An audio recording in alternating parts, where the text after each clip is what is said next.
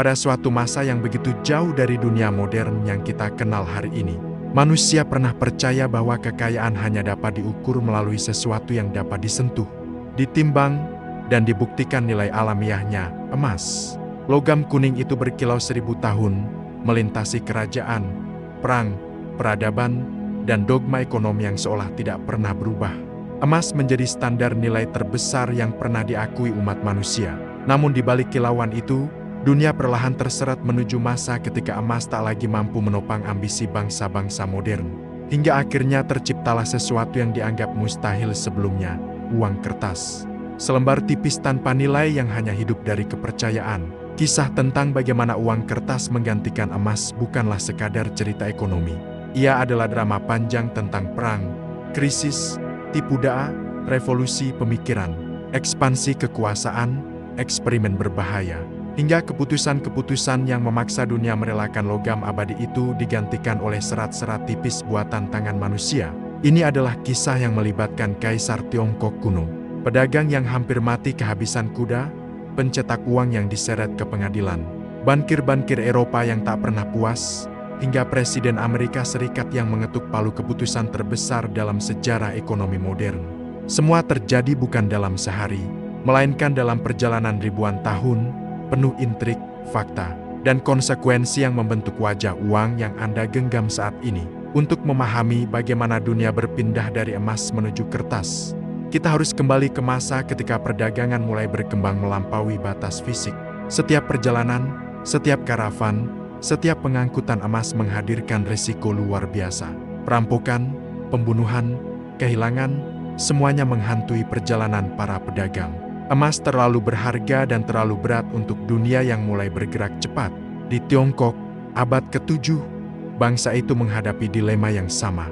Dinasti Tang, yang menjadi salah satu kekaisaran termegah di dunia, melihat bahwa arus perdagangan yang makin pesat tak lagi memungkinkan setiap transaksi dilakukan dengan koin logam, yang sering kali menyebabkan kekurangan pasokan. Disinilah akar pertama uang kertas tumbuh. Pedagang-pedagang besar Tiongkok mulai memakai jiazi, sebuah bentuk kwitansi yang diterbitkan oleh pedagang atau institusi untuk menggantikan koin logam yang terlalu berat dibawa dalam perjalanan jauh. Kwitansi itu dapat ditukar kembali dengan logam mulia di tempat tujuan. Pada awalnya, sistem ini tidak dimaksudkan untuk menjadi mata uang, tetapi sekadar alat kemudahan. Namun ketika semakin banyak pedagang mempercayainya, jiazi mulai diterima sebagai alat pembayaran. Fakta sejarah mencatat bahwa pada tahun 1024 M, dinasti Song resmi mencetak uang kertas negara pertama di dunia. Ini bukan hanya inovasi ekonomi, ini adalah revolusi. Dinasti Song menyadari satu hal penting, jika kertas dapat menggantikan logam, maka negara memiliki kekuatan yang jauh lebih besar atas perekonomian. Namun kekuatan itu datang dengan harga. Pemerintah Song mencetak terlalu banyak uang untuk membiayai perang melawan suku-suku di utara. Akibatnya, inflasi terjadi. Uang kertas merosot nilainya, rakyat panik, kepercayaan runtuh, sistem jatuh. Uang kertas dianggap racun bagi stabilitas negara. Namun gagasan itu tidak mati. Berabad-abad kemudian, bangsa Manggel di bawah kepemimpinan Kubilai Khan membangun kekuasaan raksasa yang membentang dari Eropa Timur hingga Asia. Tetapi di jantung kekuasaannya Tiongkok, Kubilai Khan melihat potensi uang kertas yang jauh lebih besar. Ia sadar bahwa mengendalikan jalur emas di seluruh imperium adalah mimpi mustahil. Terlalu sulit, terlalu jauh, dan terlalu rawan. Jadi ia melanjutkan ide yang pernah dicoba Song. Ia menciptakan uang kertas yang wajib digunakan seluruh rakyat di wilayah kekuasaannya. Marco Polo, penjelajah Italia yang pernah menyaksikan sistem tersebut, mencatat dalam bukunya bahwa Kubilai Khan memaksa seluruh rakyat menerima kertas itu dengan perintah kekaisaran. Dan menolak menggunakan kertas tersebut dianggap sebagai penghinaan terhadap negara. Tetapi sekali lagi, terciptanya uang kertas tidak datang tanpa bencana. Pemerintah Manggel mencetak lebih banyak uang untuk membiayai perang dan pembangunan megah, namun tidak diimbangi dengan cadangan emas atau perak. Akhirnya, inflasi besar melanda Tiongkok dan meruntuhkan fondasi ekonomi. Dunia kembali belajar satu hal, uang kertas bukan sekadar alat, ia adalah pedang bermata dua. Sementara itu di Eropa, dunia masih sangat setia pada emas dan perak. Raja-raja, bangsawan, dan pedagang memperlakukan logam mulia sebagai simbol mutlak kekayaan dan kehormatan. Tetapi perubahan besar sedang menunggu di tikungan sejarah. Pada abad ke-17, Bank of Sweden menjadi bank pertama di Eropa yang mengeluarkan uang kertas modern. Namun eksperimen itu gagal karena bank mencetak lebih banyak uang daripada cadangan perak yang mereka miliki, menyebabkan kebangkrutan. Tidak lama kemudian, Bank of England lahir pada tahun 1694. Dan disinilah perjalanan uang kertas memasuki babak baru. Bank of England memberikan satu gagasan revolusioner, uang kertas tidak perlu ditopang oleh emas secara langsung, tetapi oleh kepercayaan terhadap institusi yang mengeluarkannya. Sebuah ide yang berbahaya, tetapi juga sangat menguntungkan. Uang kertas Inggris diterbitkan dengan janji bahwa pemegangnya dapat menukarnya dengan emas kapanpun. Fakta ini memberikan kepercayaan pada publik, dan kepercayaan itu menjadi dasar seluruh sistem keuangan modern. Mereka menyebutnya gold standard, standar emas. Selama hampir 2 abad, emas menjadi jangkar dunia. Negara-negara besar berlomba mempertahankan cadangan emas agar bisa menerbitkan uang.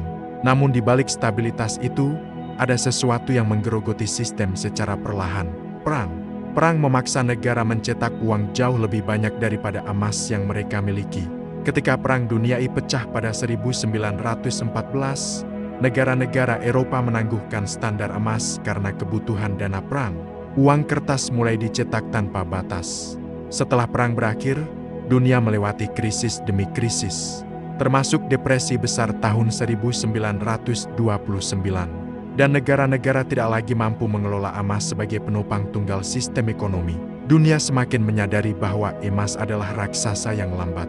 Ia tidak bisa mengikuti kecepatan ekonomi modern yang menuntut ekspansi cepat, kredit besar, dan likuiditas instan. Emas terbatas, kertas tidak. Di titik inilah Amerika Serikat menjadi aktor utama yang menentukan nasib mata uang dunia. Pada tahun 1944, menjelang berakhirnya Perang Dunia II, negara-negara sekutu bertemu dalam konferensi Bretton Woods. Dalam pertemuan historis itu, mereka menciptakan sistem moneter global baru yang menjadikan dolar AS sebagai pusatnya. Dolar dapat ditukar dengan emas dengan nilai tetap $35 per ons emas.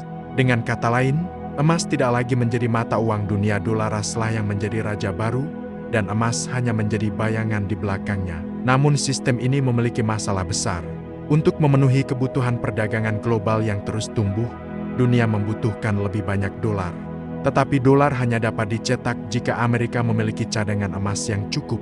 Ketika Amerika mencetak terlalu banyak uang untuk membiayai perang di Vietnam dan program domestik mereka, negara-negara mulai kehilangan kepercayaan.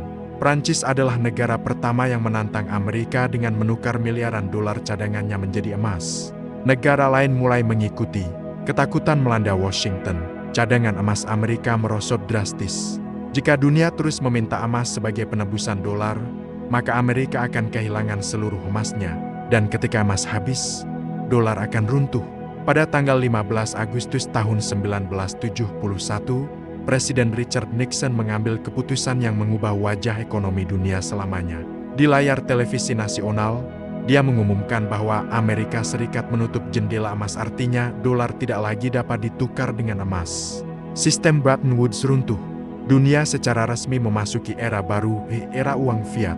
Mata uang yang nilainya tidak disandarkan pada emas, perak, atau logam mulia apapun, melainkan hanya pada kepercayaan kepada pemerintah. Sejak hari itu, seluruh negara di dunia mengikuti langkah Amerika. Mata uang yang Anda pegang hari ini rupiah, dolar, yen, pound, euro bukanlah representasi emas, tetapi sekadar instrumen kepercayaan. Nilainya hidup karena negara mengakui, masyarakat menerima, dan pemerintah mengontrol. Uang tidak lagi memiliki nilai alamiah, nilainya adalah konstruksi sosial terbesar dalam sejarah umat manusia. Keputusan Nixon itu, yang kini dikenal sebagai Nixon Shock, bukan sekadar pengumuman. Kebijakan itu adalah pengkhianatan besar terhadap janji yang telah disepakati dunia. Negara-negara yang selama puluhan tahun menimbun dolar sebagai emas kertas tiba-tiba mendapati diri mereka memegang uang yang tidak dapat ditukar dengan apapun. Dunia berguncang, para ekonom terbelah.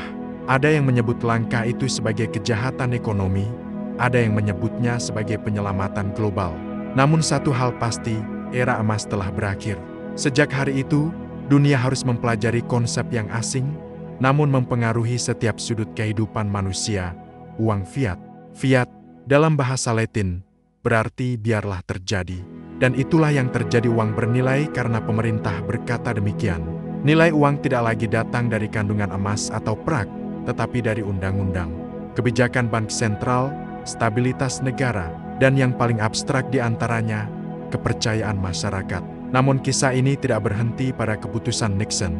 Justru setelah itulah drama sebenarnya dimulai. Ketika dunia memasuki era uang fiat, negara-negara menyadari dua hal penting. Pertama, mereka kini dapat mencetak uang tanpa batas, selama masyarakat percaya.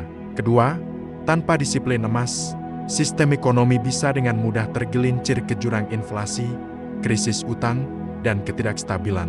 Sejarah pun membuktikan hal ini dengan kejam. Mari kita mulai dengan salah satu tragedi ekonomi terbesar, hiperinflasi Weimar Jerman tahun 1921 sampai 1923. Sebuah contoh ekstrem tentang apa yang terjadi ketika pemerintah mencetak uang tanpa kendali. Meski peristiwa itu terjadi sebelum runtuhnya standar emas global, ia menunjukkan potensi bencana dari uang kertas. Untuk membayar reparasi perang dan mengatasi krisis ekonomi setelah Perang Dunia, pemerintah Jerman mencetak uang begitu banyak hingga nilai mark jatuh bebas. Dalam beberapa bulan, harga roti melonjak dari 1 Maret menjadi miliaran mark. Gaji harian buruh menjadi tidak berarti dalam hitungan jam. Roda uang dipakai untuk membawa tumpukan kertas ke pasar. Anak-anak bermain dengan uang kertas sebagai mainan. Ini bukan lagi ekonomi, ini kegilaan. Setelah standar emas runtuh, dunia kembali melihat tragedi serupa. Negara-negara Amerika Latin mengalami inflasi tinggi yang menghancurkan tabungan rakyat. Zimbabwe pada era Robert Mugabe mencetak uang hingga pecahan 100 triliun dolar Zimbabwe beredar, namun tetap tidak dapat membeli apapun. Venezuela pada dekade 2010-an mengalami hiperinflasi yang membuat uang kertas kehilangan makna. Semua memperlihatkan sisi gelap uang fiat tanpa emas sebagai rem. Pemerintah bisa tergoda menggunakan pencetakan uang untuk menutupi kegagalan kebijakan, dan rakyatlah yang menanggung bebannya. Namun sejarah juga menunjukkan sisi terang uang kertas. Setelah perang, banyak negara menggunakan uang fiat untuk membangun kembali ekonomi mereka dengan lebih cepat daripada yang dapat dilakukan jika mereka bergantung pada emas. Amerika Serikat menghadapi resesi demi resesi, namun bangkit berulang kali berkat fleksibilitas kebijakan moneter. Jepang bangkit dari kehancuran Perang Dunia Kedua dengan sistem ekonomi yang sangat bergantung pada kendali uang oleh pemerintah.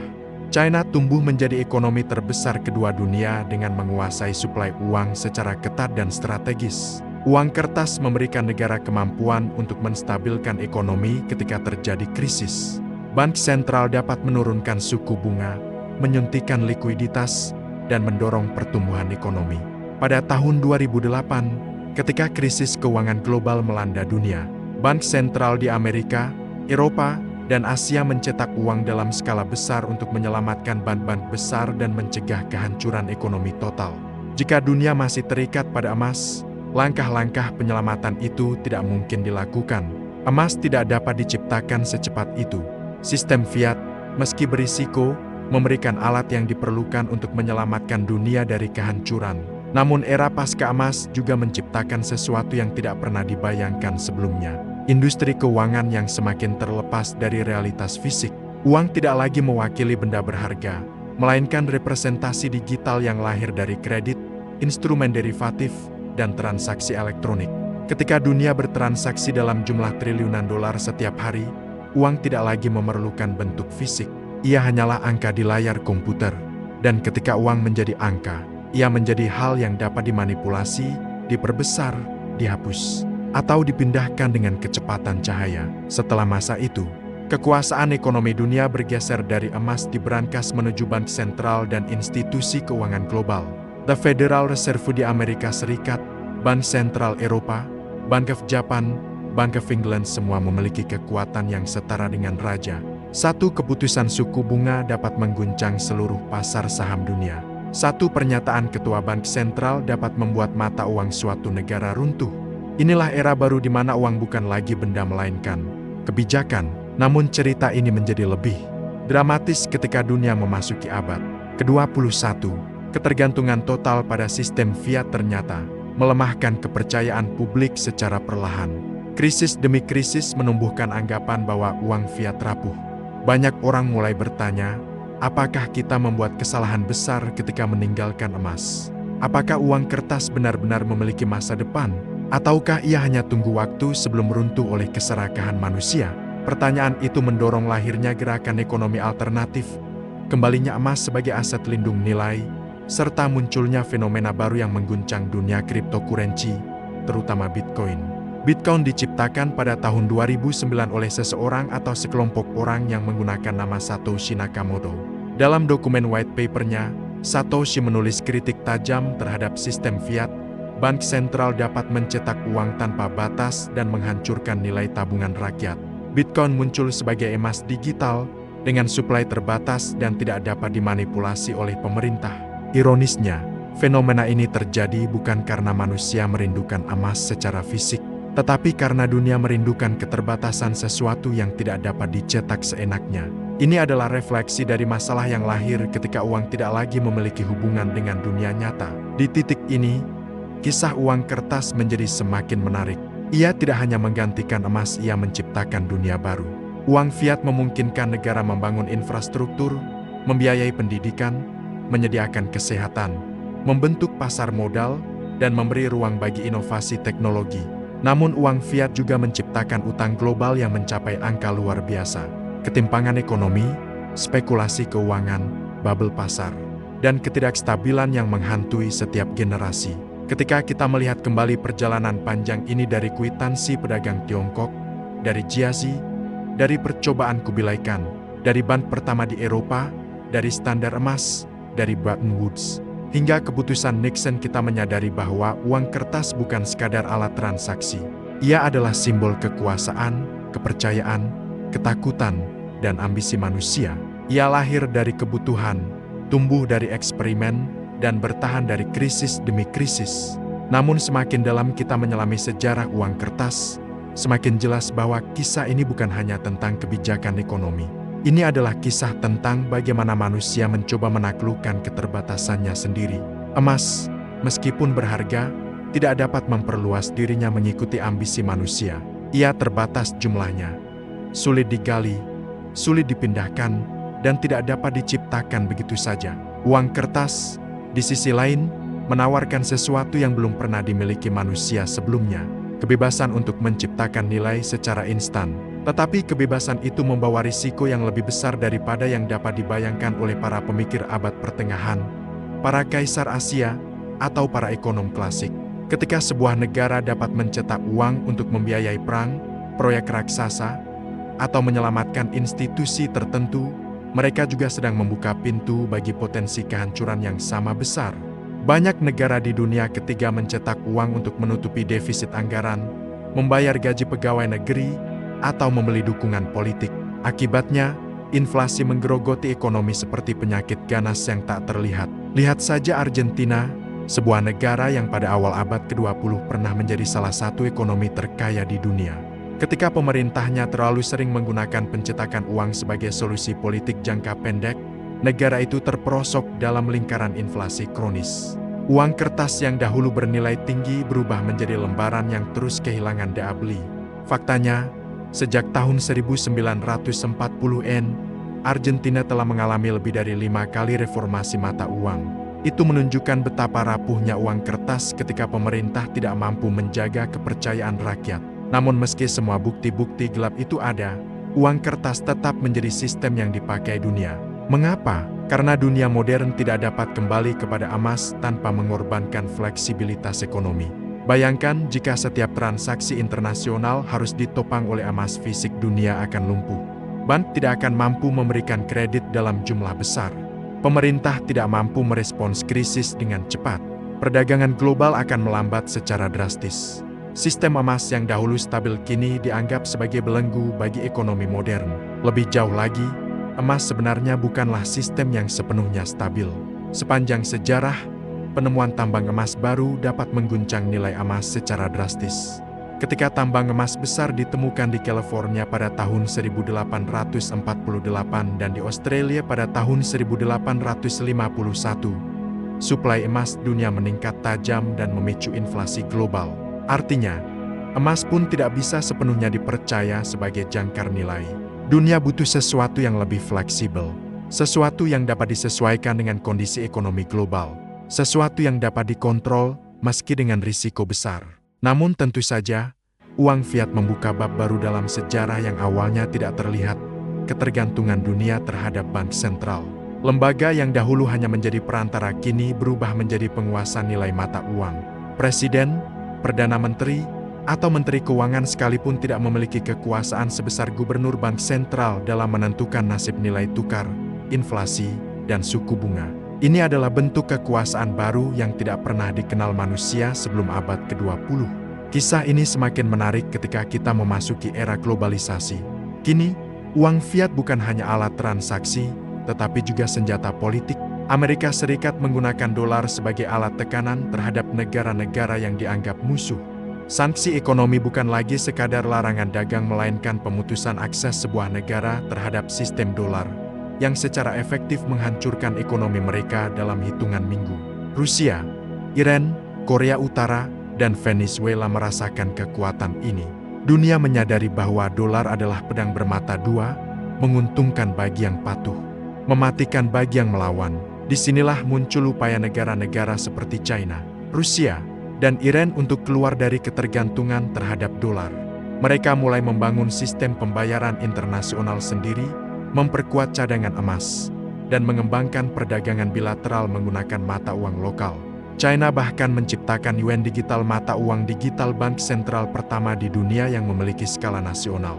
Semua ini adalah pertanda bahwa perang moneter global sedang dimulai. Namun kembali ke pertanyaan awal, bagaimana mungkin dunia yang selama ribuan tahun mempercayai emas, logam berkilau yang dapat disentuh dan disimpan, kini bergantung pada uang kertas yang nilai intrinsiknya nol? Jawabannya sederhana namun dalam: kepercayaan kolektif. Uang kertas adalah salah satu pencapaian sosial terbesar umat manusia. Ia hanya berfungsi jika semua orang sepakat untuk mempercayainya. Jika satu negara kehilangan kepercayaan itu, uang mereka runtuh. Jika dunia kehilangan kepercayaan pada dolar, sistem internasional runtuh. Seluruh nilai uang yang Anda simpan, tabungan, aset, investasi, gaji, semuanya berdiri di atas fondasi kepercayaan yang sangat rapuh. Namun bagi banyak ahli, disitulah letak keindahan sistem fiat. Ia memberikan manusia ruang untuk menciptakan dunia ekonomi yang sangat besar, kompleks, dan fleksibel. Tanpa fiat, tidak akan ada pasar modal modern, tidak ada industrialisasi cepat, tidak ada kredit usaha kecil, tidak ada teknologi finansial, tidak ada pertumbuhan ekonomi spektakuler di banyak negara. Dan disinilah kontradiksi paling dramatis dari seluruh kisah ini. Uang kertas adalah sekaligus simbol kekuatan dan kelemahan terbesar manusia. Semakin lama kita menatap sejarah ini, semakin kita melihat bahwa uang kertas menciptakan dunia modern tetapi juga menciptakan krisis modern. Ia memberikan kesempatan, tetapi juga ancaman. Ia memperkuat negara, tetapi juga dapat menghancurkan negara. Dan ketika kita melihat perjalanan panjang ini dari Jiaxi di Tiongkok, dari inovasi pedagang Song, dari kebijakan Manggel, dari percobaan Swedia, dari Bank of England, dari standar emas, dari Bretton Woods, hingga keputusan Nixon, kita melihat bahwa uang kertas bukan sekadar penemuan ekonomi. Ia adalah cermin umat manusia.